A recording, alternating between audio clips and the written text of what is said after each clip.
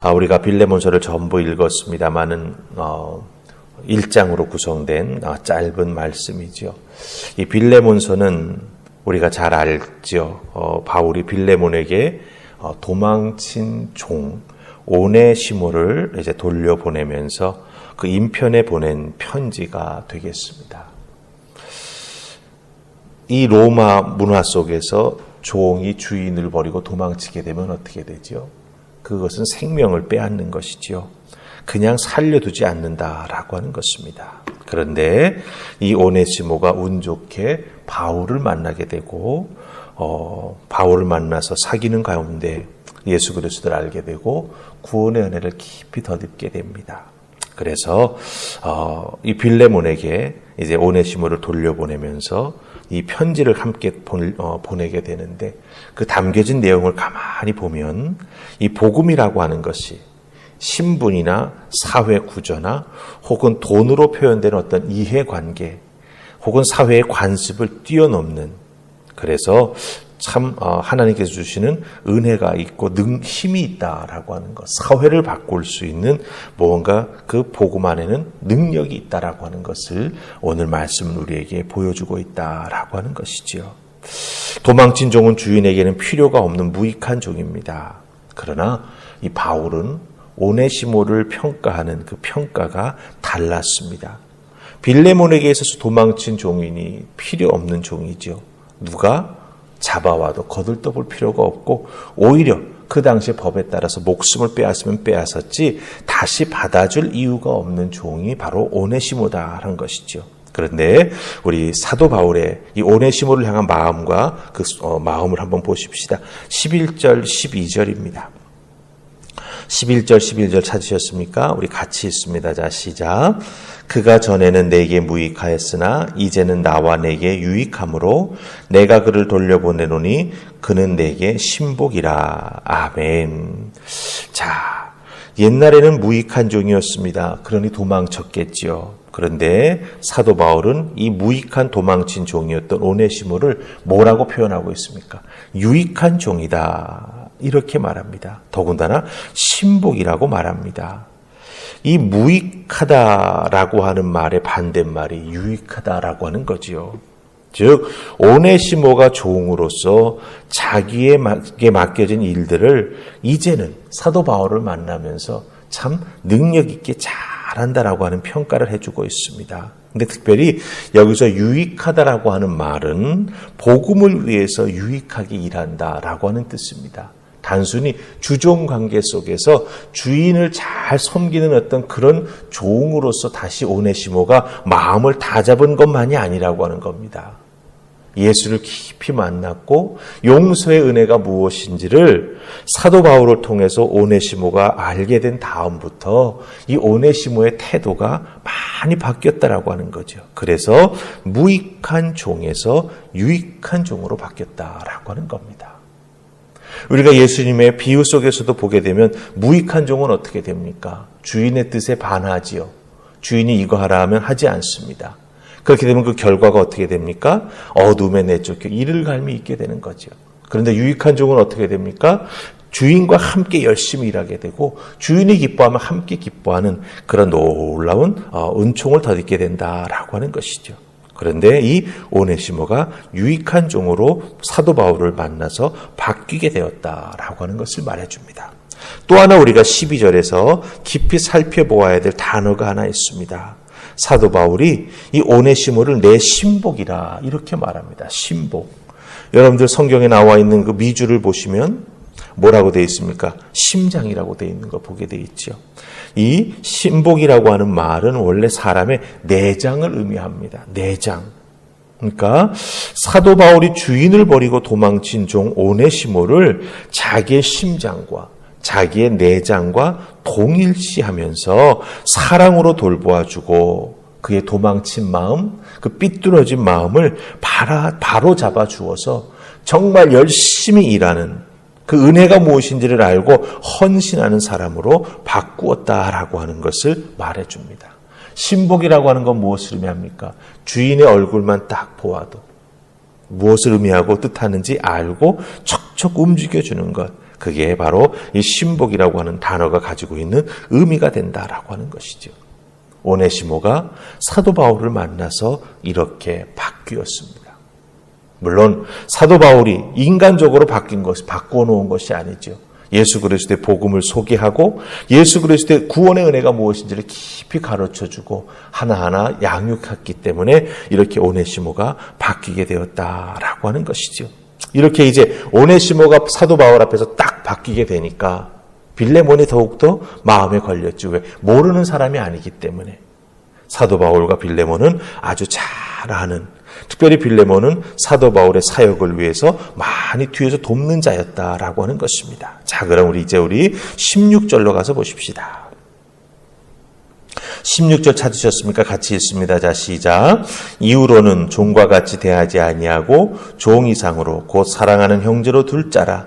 내가 특별히 그리하거든 하물며 육신과 주 안에서 상관된 내게랴. 아멘. 바울은 빌레몬에게 오네시모를 용서해 줄 뿐만 아니라 그리스도 안에서 형제로 받아주라 이렇게 말하고 있습니다. 부탁하는 거죠. 사실은 이 로마 제국에서 종과 주인은 분명한 차이가 있습니다.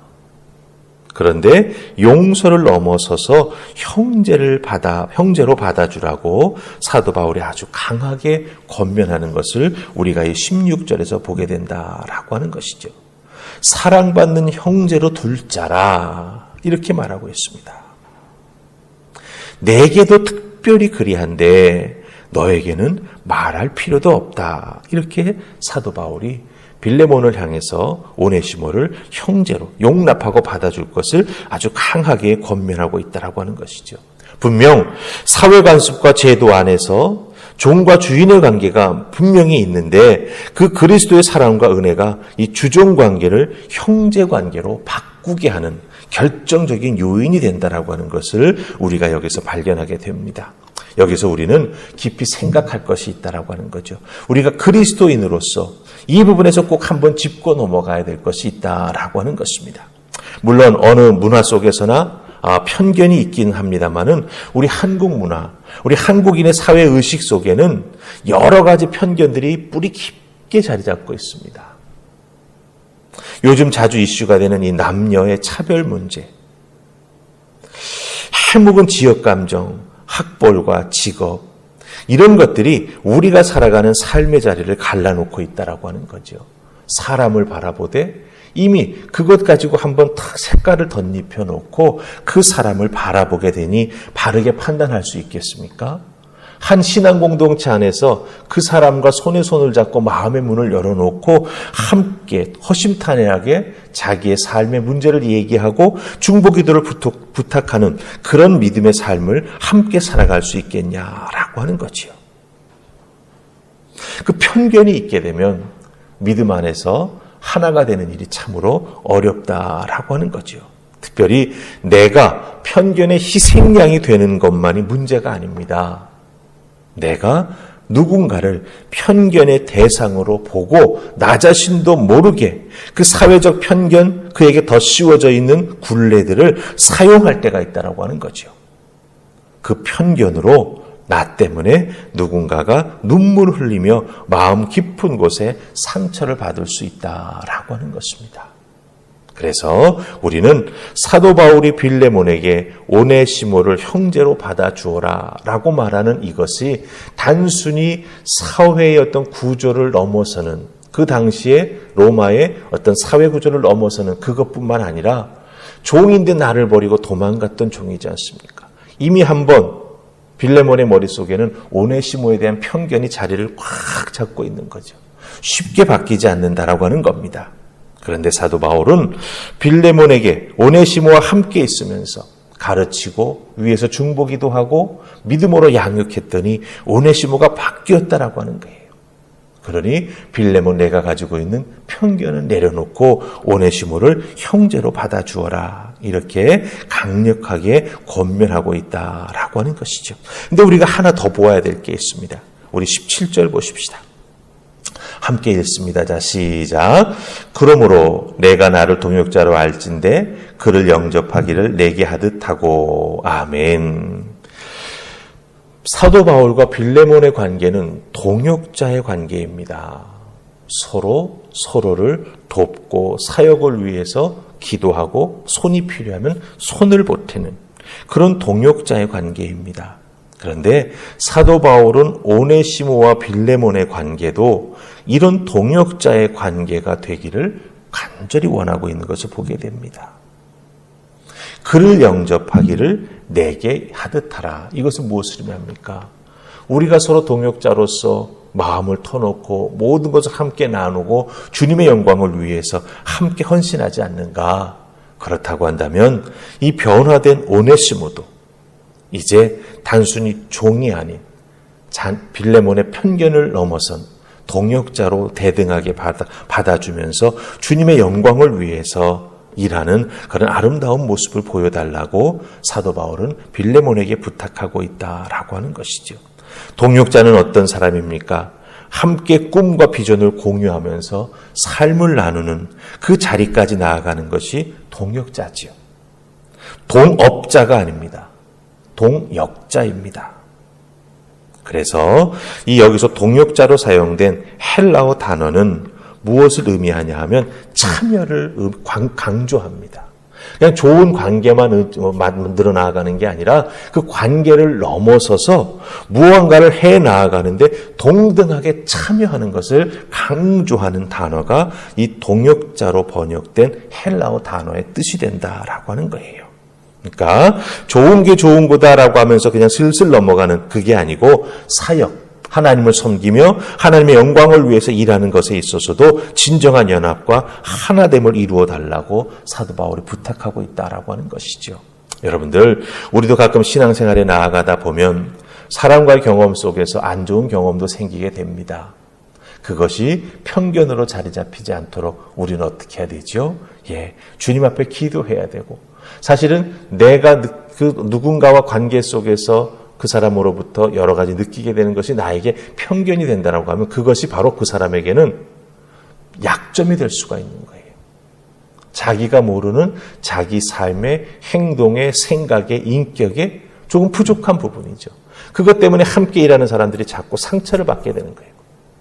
그럼 뒤로 물러설 것이 아니라 그 상대방을 위해서 우리는 기도하면서 그 사람을 붙잡아 세워주면서 함께 일해 나아갈 수 있는 귀한 믿음의 사람으로 우리가 서로를 세워나가는 아름다운 모습이 있게 될 때 우리의 믿음의 공동체는 정말 하나님께 영광 돌리는 공동체가 될 것이고, 특별히 그와 같은 관계를 만들어 나아가는 우리는 큰 은혜와 기쁨을 맛보게 된다라고 하는 것 꼭 기억하시고, 여러분들도 사도 바울처럼 어렵고 힘든 이들 혹은 정말 그 삶에 있어서 힘든 부분을 가지고 있는 분들도 잘 맞아주면서 편견을 넘어서서 함께 동역해 나아가는 아름다운 은혜가 있기를 주님의 이름으로 부탁을 드립니다. 아멘. 우리 기도하십시다.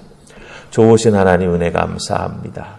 이 새벽 저희들 이 빌레몬서를 통해서 사회적으로 관계를 맺고 혹은 교회 안에서 관계를 맺고 신앙생활에 나아가다가 서로 삶의 방향이 다르고 생각이 다르고 여러 가지 차이가 있기에 때로는 의견 충돌이 있을 수도 있습니다.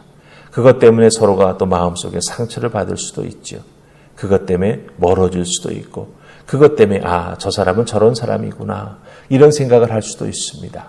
그러나 그것이 잘못되면 편견으로 굳어져서 그 사이가 겉으로는 내내 대답할 수 있지만 속으로는 동의하지 못하고 속으로는 용납하지 못하는 진정한 신앙 공동체의 아름다운 모습을 만들지 못하는 그런 경우가 될 수도 있습니다. 주님, 기억하게 하옵소서. 사도 바울이 왜 오네시모를 빌레몬에게 형제로, 아니 더 나아가서 동역자로 받으라 부탁하고 있는지, 예수 그리스도의 은혜와 그 사랑이, 그 복음의 능력이 한 영혼을 그렇게 변화시킬 수 있다라고 하는 것 우리에게 알려주고 있습니다. 기억하게 하옵소서.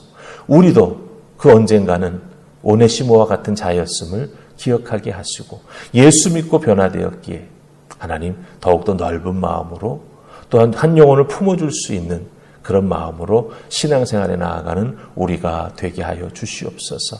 오늘 나의 주어진 삶의 자리에서도 하나님께 영광 돌리는 믿음의 사람으로 살아가기를 소원하옵고 예수님 이름으로 기도하옵나이다. 아멘.